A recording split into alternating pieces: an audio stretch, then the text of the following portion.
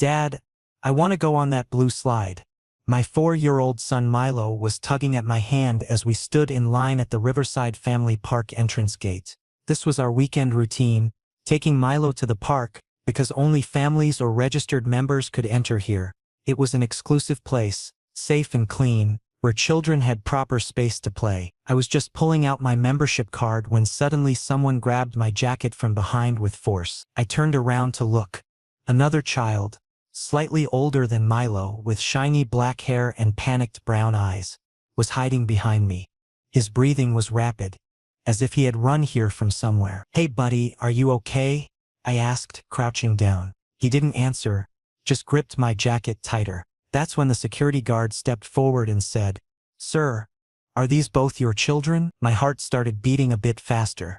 I glanced at Milo, who was licking his lollipop, then at this other child who was now completely hidden behind me.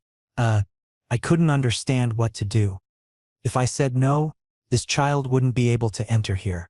If I said yes, it would be a lie. But the fear in his eyes was forcing me to do something. The child looked up at me quietly and whispered, "Please, please, mister, please." "Yes," I finally said, looking at the security guard. "Yes, he's with me too." The guard looked suspicious, but after checking my membership card, he let us through. As soon as we crossed the gate, the child relaxed a bit and let go of my jacket. "Thank you," he said, and there was such honesty in his voice that I couldn't even be angry. "What's your name?" I asked, stopping. "Kelly." "And where are your parents, Kelly?" He looked down. "I was with the driver. I ran away. I wanted to come here, but they don't let children enter alone." Now I understood the whole thing. This child had just used me to get entry. He was smart, but it was a very risky move. I was about to say something when Milo shouted, "Dad, let's go." Kelly looked at Milo, then at me. You're very kind. Sorry for using you like that." I sighed. "Come on inside, but you're not leaving my sight. Understood?" He nodded immediately, and the three of us went inside. But I had no idea that in the next few hours my life was going to completely change. The park was beautiful, green grass, colorful playground equipment, and families everywhere enjoying the sunny afternoon. Kelly seemed to transform the moment we stepped inside. His scared expression melted away, replaced by pure excitement as he took in the slides, swings, and climbing structures. "Can I really play here?" Kelly asked, his voice small and uncertain. "Of course you can," I said. "That's why you came, right?" Milo grabbed Kelly's hand. "Come on. I'll show you the best spots." Watching the two boys run ahead, carefully, not too far, I felt a strange warmth in my chest. Kelly moved like a child who hadn't played freely in a long time.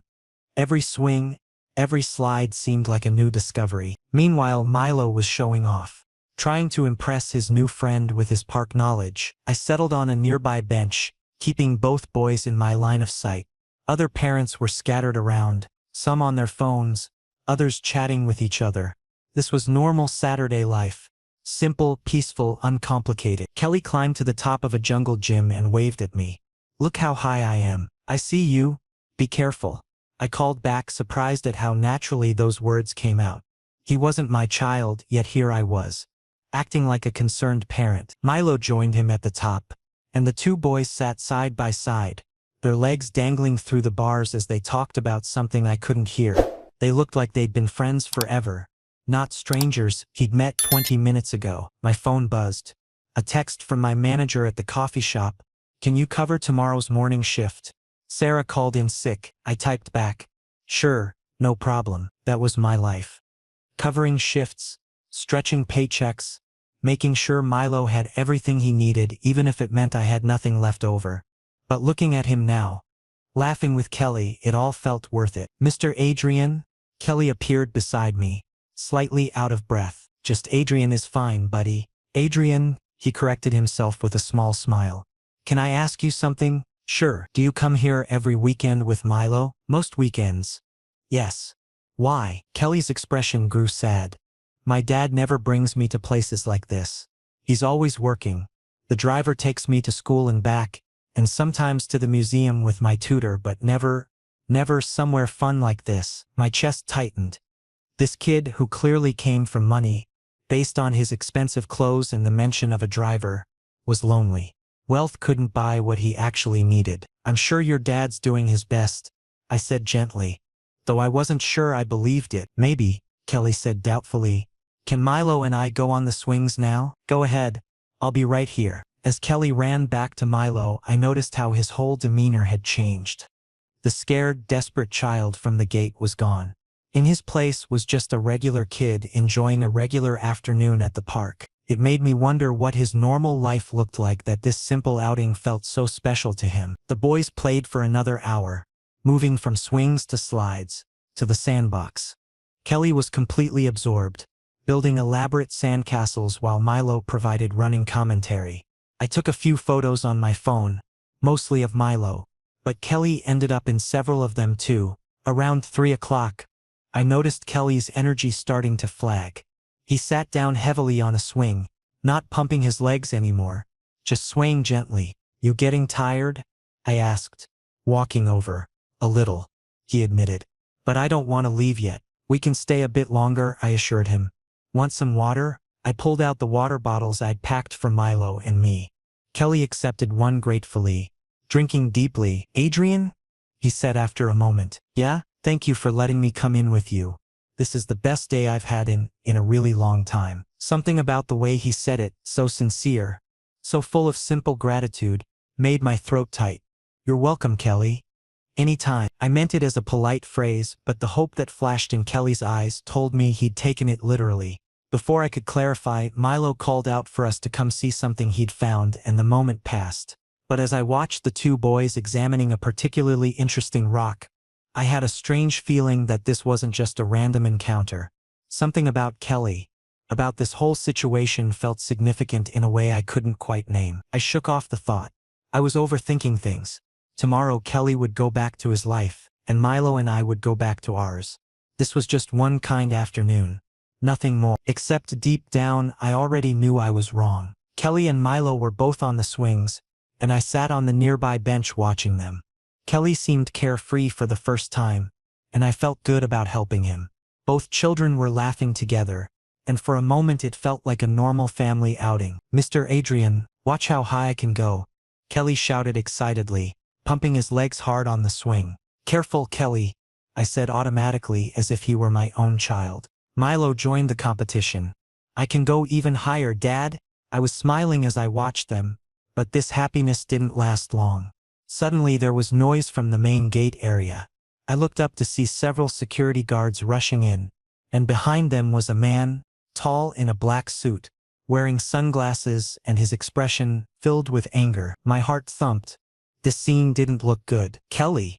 The man's voice was so loud it echoed through the entire park. Kelly jumped off the swing and ran behind me, and now I could clearly see he was scared. Milo also came to me confused, grabbing my hand. The man rushed toward me, and now I could see clearly. This was no ordinary man. 2 more people were behind him, obviously bodyguards. And people in the park started watching what was happening. Step away from my son. Right now, he said in a strict voice, and his eyes looked at me as if I were some criminal. Your son? I said confused. I was just security. He signaled to a guard. Grab this man. He kidnapped my son and brought him here. My mind went blank. Kidnapping? Me? People around started gasping, and some were pulling out their phones. Wait. I raised my hands, feeling panicked. I'm not a kidnapper. Kelly himself asked me for help to get— Shut up, the man cut me off. Do you even know who you're messing with? I can destroy your life with one phone call. Kelly came forward from behind me and grabbed the man's hand. Dad, please. This man helped me. I was the one who ran away. This isn't his fault. Dad? So this was Kelly's father? But that meant, this man thought I was a kidnapper? Kelly, be quiet, he said, pushing Kelly back, his voice slightly softer. Then he looked at me. You used my son for your own benefit. You think I don't understand? Benefit? What benefit? I was genuinely shocked. I just brought my son to the park. Kelly himself asked me. Right, he said sarcastically. And then you accidentally took my son along too. Convenient. Milo was now holding my leg, terrified, and I understood this situation was spiraling out of control. If this man really called the police, my job would be gone, my reputation destroyed. Look, sir, I said in a calm tone, trying to keep my voice steady. If you would just listen for 1 minute, I can explain exactly what happened. I don't want to hear anything. He pulled out his phone. I'm calling the police. And if this gets to the media, then you— Dad, please don't. Please. Kelly immediately grabbed his hand, and now tears came to his eyes. This man is good. I asked him. I ran away from the driver because you never take me here. For the first time, the man stopped. That last sentence hit him hard. He looked at Kelly, then at me. There was still doubt in his eyes, but some hesitation had also appeared. Kelly, he said, removing his sunglasses, and now I could see his gray eyes clearly. Tell me the truth. Exactly what happened. The whole thing. Kelly told the complete story, how he ran away from the driver, how he couldn't enter the gate alone because only families were allowed, and how he used me for help. The man listened quietly, but his expression gradually softened. When Kelly said I just wanted to play at the park once, Dad, the man's jaw tightened. When Kelly finished, he looked at me. So you brought an unknown child inside with you, without thinking how dangerous this was? You could have been anyone. I understand you're angry, I said carefully, but I couldn't leave Kelly alone at the gate. He was scared, and I'm a father too. I understood. Scared, he repeated, and now there was pain in his voice. Scared because I'm his father who doesn't make time for him. This statement was so heavy I couldn't say anything. Kelly looked at his dad, surprised that he admitted this. The man went to Kelly, bent down toward him, and said quietly, Kelly, what you did was very wrong. Very wrong. You can't run away like that. Understand? I'm sorry, Dad. Kelly's voice cracked. He gave Kelly a tight hug, and I could see he was getting emotional too. Then he stood up and signaled to his bodyguards. Let's go. We're leaving. But as he was taking Kelly's hand to leave, he looked at me once. What's your name? Adrian. I said. Adrian. He repeated. Then he took out a card from his pocket and placed it in my hand. If any legal issues come from this, or if the park cancels your membership, call me. I'll handle it. And thank you for keeping Kelly safe. And he left. Kelly looked back once and waved goodbye with a small smile. I stood there, card in hand, holding Milo. The card had just one name on it. Logan Pierce, CEO, Pierce Enterprises. And a number. My heart was still beating fast. All of this was very overwhelming. Milo tugged at my leg. Dad, that man took Kelly away. Will Kelly come back? No, son, I said, picking him up. Probably not. But deep down I had a strange feeling that this story wasn't over here. The park seemed different now. Other families were still playing, children still laughing, but I felt like I'd just survived something intense. Several parents were still glancing at me, whispering to each other. I could mind what they were thinking. Who was that man? Why did the CEO of Pierce Enterprises come here personally? Dad, can we go home now? Milo asked quietly. I'm tired. Yeah, buddy. Let's go home. As we walked to the parking lot, I looked at the business card again. Logan Pierce. I'd heard that name before. Major real estate development, tech investments, one of the wealthiest men in the city. And I'd just had his son accidentally crash our park day. My hands were still shaking slightly as I buckled Milo into his car seat. The adrenaline from the confrontation was wearing off, leaving behind exhaustion and confusion. Dad? Milo said as I started the car. Yeah, Kelly was nice. I wish he could come to the park with us again. Maybe someday, buddy, I said, though I didn't believe it. Rich people like Logan Pierce didn't mix with people like me. This was just a strange, one-time incident that would fade into memory.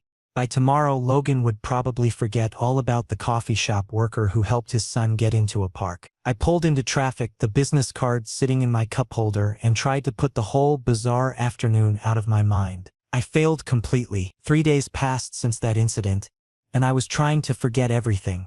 My shift at the coffee shop was going on. Taking orders, making cappuccinos, and counting tips that barely covered rent. Life had returned to its usual struggling pace. Monday morning, when I went to drop Milo at preschool, that same black SUV was parked outside the gate. But this time it wasn't just the car. Logan was standing outside, this time in casual clothes. Simple black shirt and jeans, but his aura was still intimidating. Adrian, he said when he saw me, and this was the first time he said my name so normally, without formality. Mr. Pierce, I said cautiously. holding Milo's hand tightly. Milo was quiet, probably remembering that tense park scene. Logan, he corrected. Just Logan, please. I stood silent, waiting to hear what he wanted to say. Was there still some legal issue? Had the park filed a complaint? Logan took a long breath, as if preparing to say something difficult. I came to apologize. That day at the park when I called you a kidnapper, called the guards, that was wrong. Very wrong. I was surprised. A billionaire CEO who was clearly so powerful was apologizing to me. Kelly told me the whole story in detail. Logan continued, keeping his expression soft. And I realized that you were just being helpful. Helping a child when he needed it. It's okay, I said, relaxing a bit. I understand why you reacted that way. If Milo was missing, I would have gone crazy too. Logan looked at Milo, who was standing quietly behind me. This is your son? Yes. Milo. Hi Milo, Logan said gently, and Milo shyly waved, getting some confidence back. Logan looked at me, and now I could see something else in his eyes. Hesitation. Maybe vulnerability. I want to compensate you. Renewing your park membership or whatever you might need. No, I said immediately. I don't need anything, I was just doing what I should have done. Logan hadn't expected this answer. He looked at me as if he was seeing me properly for the first time. Not as a stranger, not as a potential threat, but as someone different. You're different, he said quietly, almost to himself. What do you mean? I asked. I mean, Logan paused, thinking. People need money, especially when they're struggling. And your job? Your life? I can tell money is tight, but you're refusing my more. I became uncomfortable. I don't want charity. I just want to live my life on my own. With my dignity. Logan nodded, with respect. Fair enough. I respect that. An awkward silence occurred. Then Logan spoke again. But there's one thing. Kelly wants to meet you. He keeps mentioning you. And Milo too. My heart melted a little. Is he okay? Yes, Logan said, but there was some heaviness in his voice. Physically he's absolutely fine. But emotionally he's become very attached to you. From just one day of interaction, he talked so much about you and Milo that I realized how much I'm failing as a father. This confession was unexpected. I could see how difficult it was for Logan to say this. Logan, I said gently. Kelly loves you. I could see that day. Children need time, attention, quality time. Logan nodded but said nothing. His eyes became distant as if he was thinking about something. Then he took out an envelope from his pocket. This is just a thank you. For Kelly's safety. Please accept it. I didn't take the envelope. Logan, I really don't want. Please, he insisted, putting the envelope in my hand. For my own satisfaction. It will give me peace. I reluctantly took the envelope, but didn't have the courage to look inside. Maybe later. Logan started to go to his car but then stopped. Adrian, if you ever need anything at all, call me. Seriously. And if you're okay with it, maybe we could take Kelly and Milo on a playdate together sometime. I'll think about it, I said honestly. Fair enough, Logan smiled. A rare, genuine smile. Take care, Adrian, and he left. I stood there, envelope in hand, and a strange confusion in my heart. This man, Logan, he was so complex. Cold and powerful on the outside, but inside he was a struggling father who couldn't connect with his son. That night after Milo fell asleep, I opened the envelope. Inside was $5,000 in cash, and a note, you showed Kelly kindness when I couldn't. Thank you. Logan. Tears came to my eyes. This wasn't just money. This was one father's thank you to another father. I sat on my worn couch in our small apartment, the cash spread on the coffee table before me. $5,000. That was more than I made in 3 months at the coffee shop. It could pay off my credit card debt, fix my car's transmission that had been making strange noises, buy Milo new clothes that actually fit instead of hand-me-downs. But it felt wrong somehow. Not wrong like charity. Logan had been clear this was gratitude. But wrong because it created a connection I wasn't sure I wanted. Logan Pierce lived in a different world.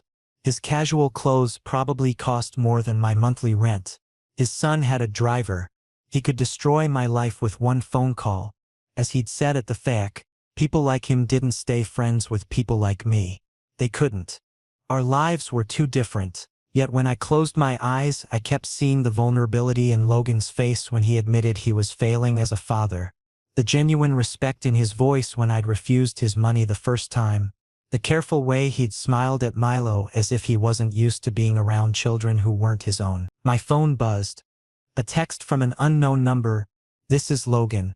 Just wanted to make sure you got home safely. Kelly hasn't stopped talking about the park. Says you're the nicest person he's ever met." I stared at the message for a long moment before typing back.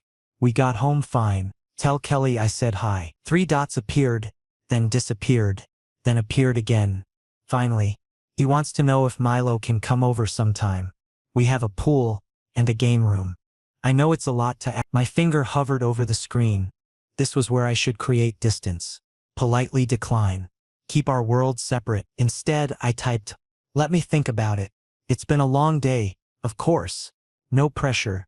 And Adrian? Thank you again. Really." I set the phone down and looked at the money again. $5,000. A note that acknowledged I'd done something for Kelly that his own father couldn't. Maybe this connection was already formed. Whether I wanted it or not, maybe fighting it was pointless. Maybe, just maybe, there was a reason Kelly had grabbed my jacket that day at the park gate. I carefully folded the money back into the envelope and tucked it into my dresser drawer. Tomorrow I'd deposit it in my savings account. Use it wisely, the way Logan intended, for emergencies. For Milo's future. But tonight, I just sat in the quiet of my small apartment and wondered what I'd gotten myself into. And why part of me was hoping Logan would text again. 2 weeks later, my life turned upside down again. Milo developed a high fever, and when I took him to the hospital, the doctor told me he had pneumonia. A serious case. He needed to be admitted. My heart sank. Hospital bills, medicines, tests. I was mentally calculating how much it would cost, and I didn't have nearly enough. The coffee shop salary barely covered rent and groceries. "Mr. Adrian," the nurse said, checking her clipboard, "you'll need to pay an advance deposit. Around $3,500. My breath caught. 3,500. I had barely 1,000 in savings. Where would the rest come from? I thought about taking a loan from the bank, selling my old car. But no concrete solution was coming to mind. Milo was in the ICU with an oxygen mask on, and I stood in the corridor outside feeling completely helpless. That's when I remembered Logan's envelope. The one I'd carefully hidden away, thinking I'd save it for emergencies. This was that emergency. I went home, pulled out the envelope, and counted the money. $5,000. This could cover Milo's treatment with some left over for medicines. Tears came to my eyes. Logan, he had unknowingly saved my and Milo's lives. I paid the bills and Milo's treatment began. The doctors assured me he would recover. Just needed a few days in intensive care. The next morning, while I was getting coffee in the corridor outside Milo's hospital room, cheap, bitter coffee from the vending machine, someone suddenly placed their hand on my shoulder. I turned around. "Logan, how are you here?" I asked, shocked. The hospital staff informed me. Logan said simply, concern clear in his eyes. "When you admitted Milo, why would the staff tell you?" Then I realized, in such a large hospital, informing a CEO about a normal admission.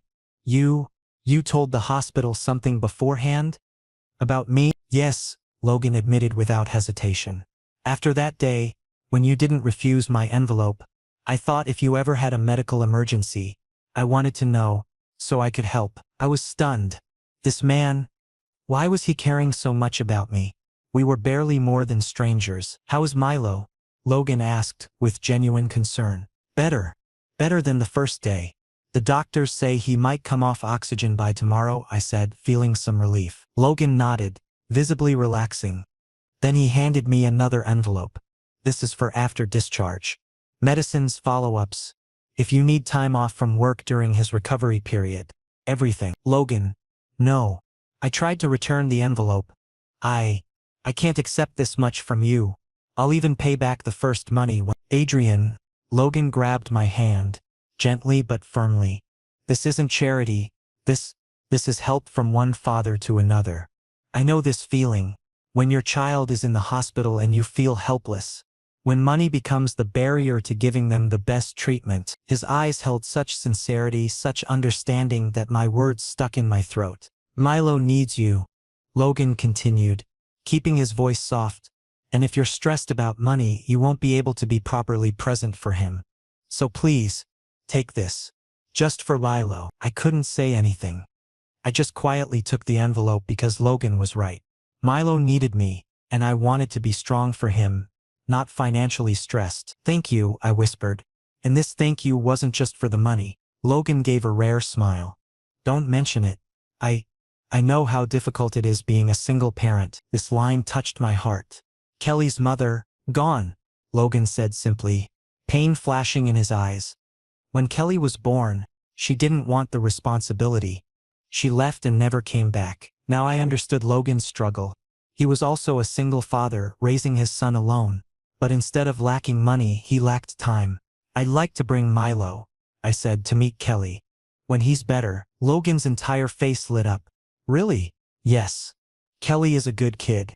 And Milo would enjoy seeing him too. Thank you, Adrian, Logan said, and I could see how much this mattered to him. Then he said, I'll bring Kelly tomorrow.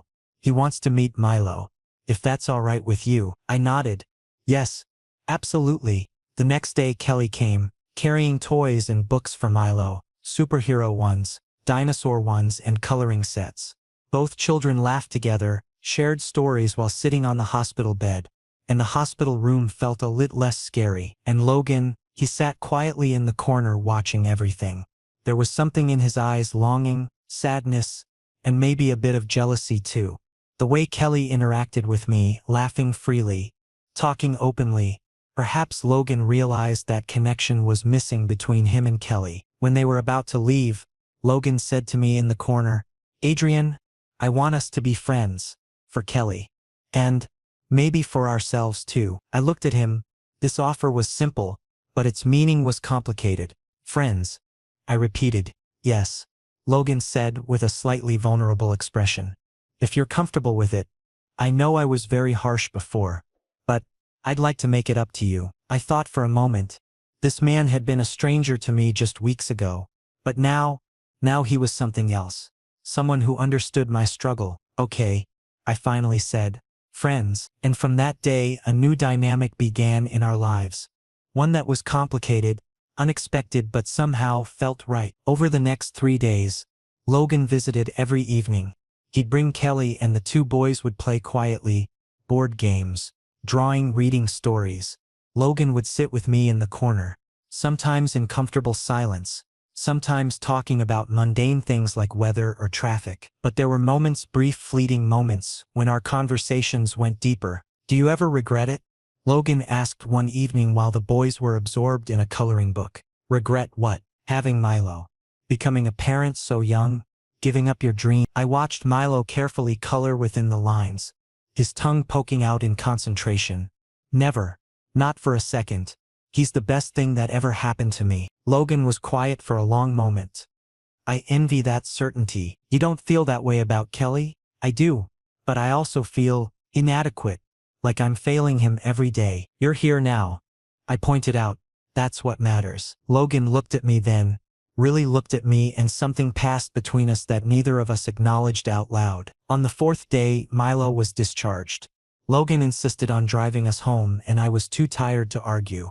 Kelly sat in the back with Milo, showing him magic tricks with a deck of cards he'd brought. When we reached my apartment, Logan helped carry Milo upstairs despite my protests. You've done enough, I said at my door. I know, Logan replied. But I wanted to. As he turned to leave, he paused. Adrian, I meant what I said about being friends. Call me anytime.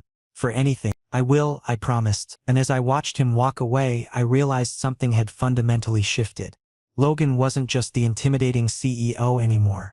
He was becoming someone I genuinely cared about, someone I was starting to need.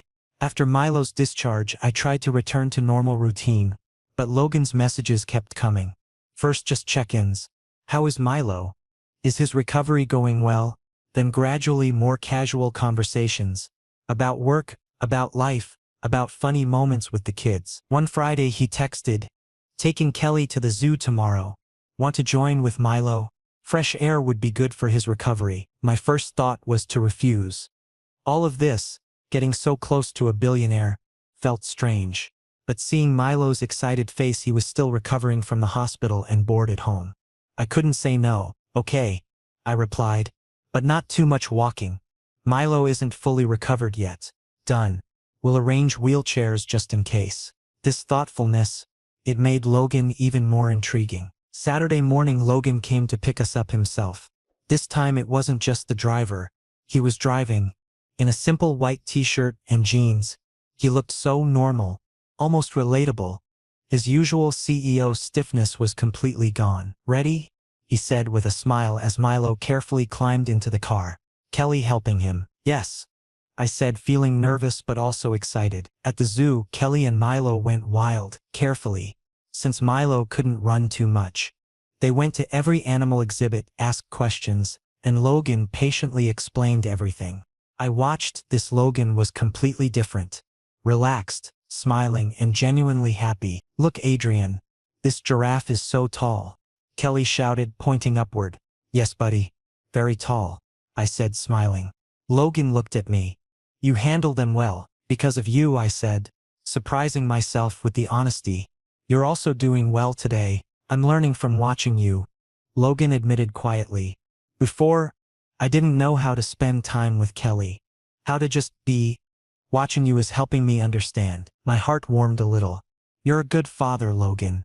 You just need to be present, physically and emotionally." "Yes," he agreed, watching Kelly, who was excitedly pointing at the penguin enclosure with Milo.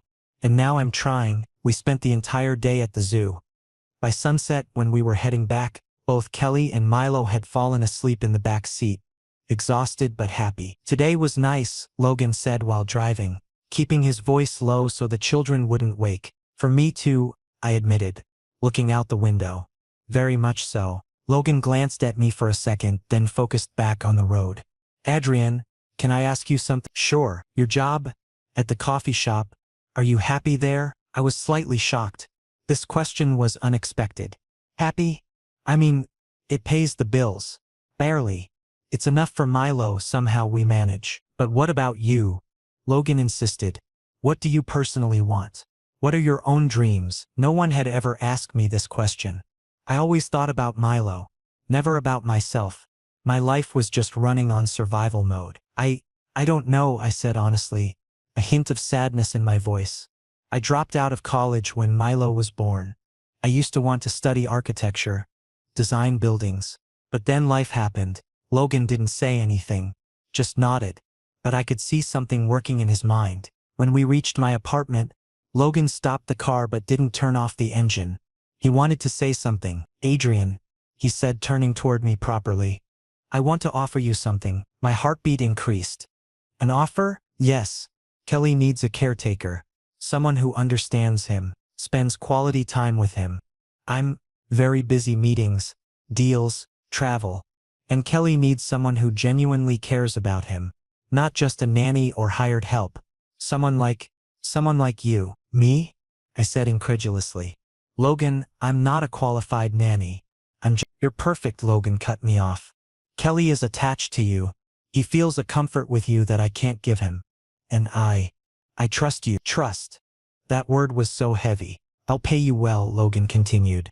"Very well, and you can keep Milo with you. There'll be a separate wing for you in my house. Bedroom, bathroom, living space. Kelly and Milo can go to school together.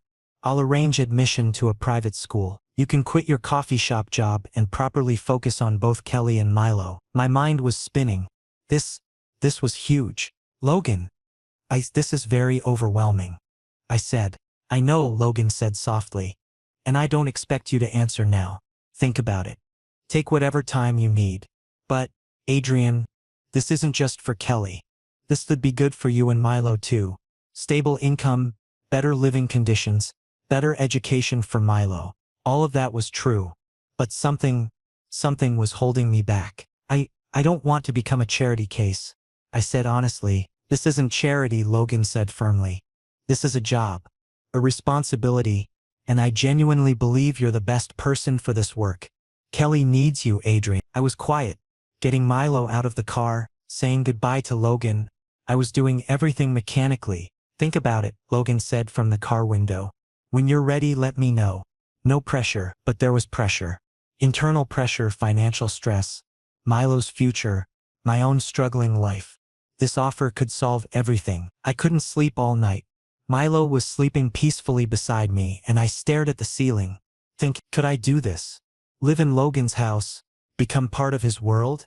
But for Milo, this could be so life-changing. The apartment suddenly felt smaller, more cramped.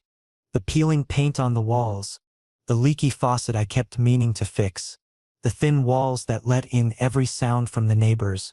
All of it seemed more oppressive than usual. I thought about Milo's school, where class sizes were too large and resources too scarce. I thought about the times I'd had to choose between buying him new shoes or paying the electric bill. I thought about my own abandoned dreams of becoming an architect, drawings still tucked away in a box somewhere. This offer from Logan wasn't just about money.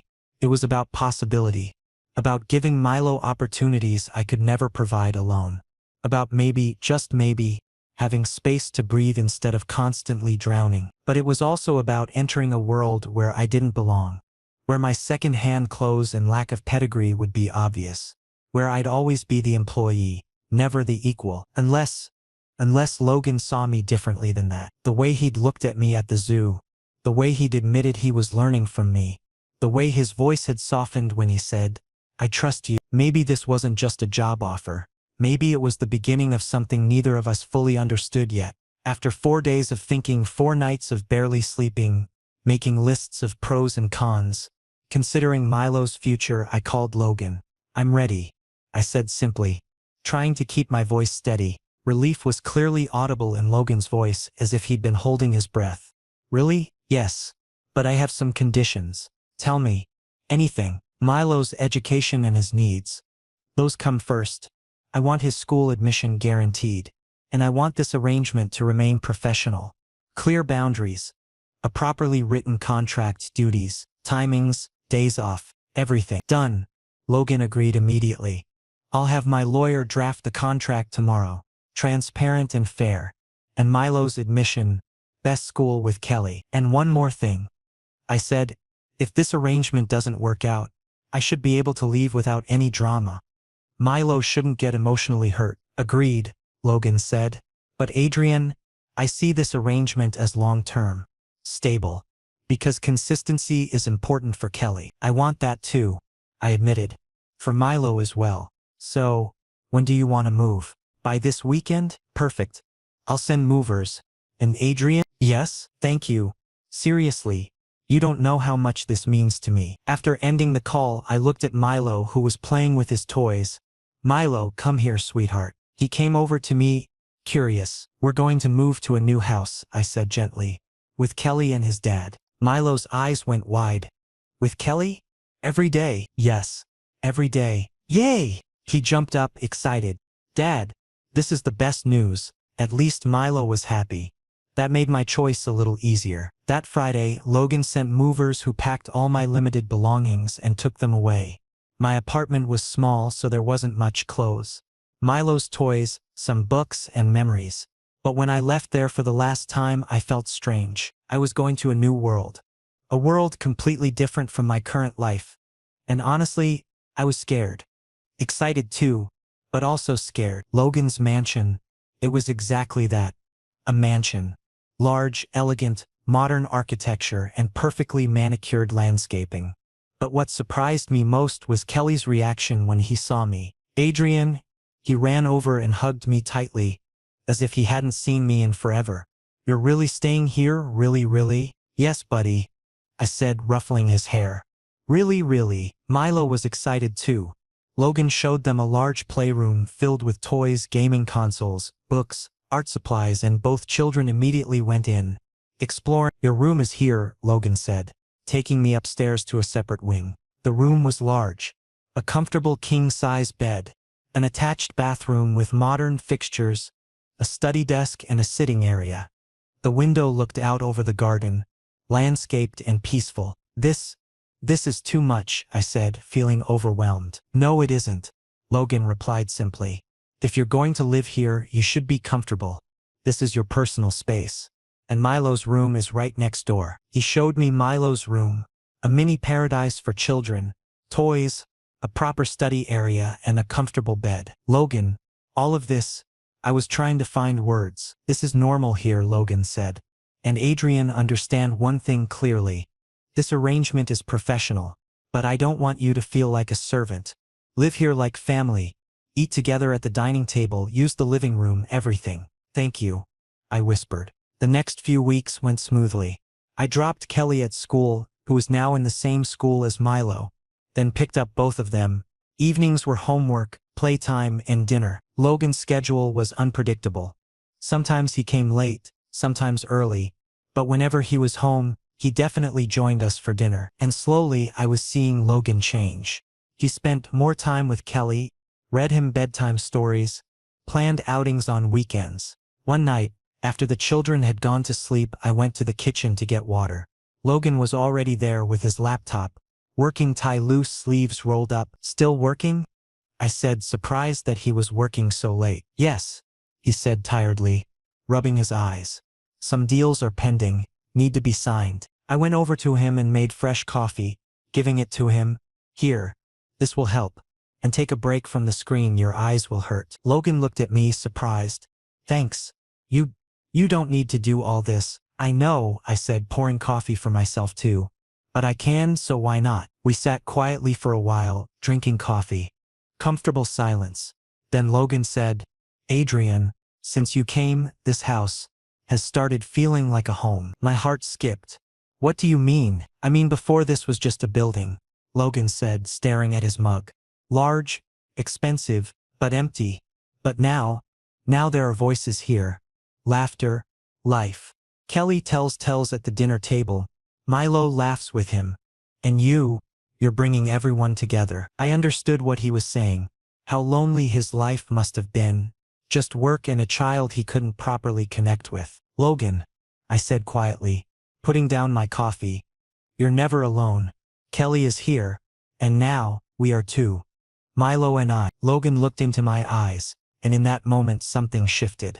Something both of us felt, but neither spoke aloud. The air became thick, charged. Yes, he whispered.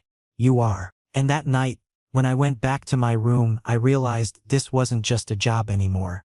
I was developing feelings for Logan, for this life, for this family, and maybe Logan was too. 2 more months passed.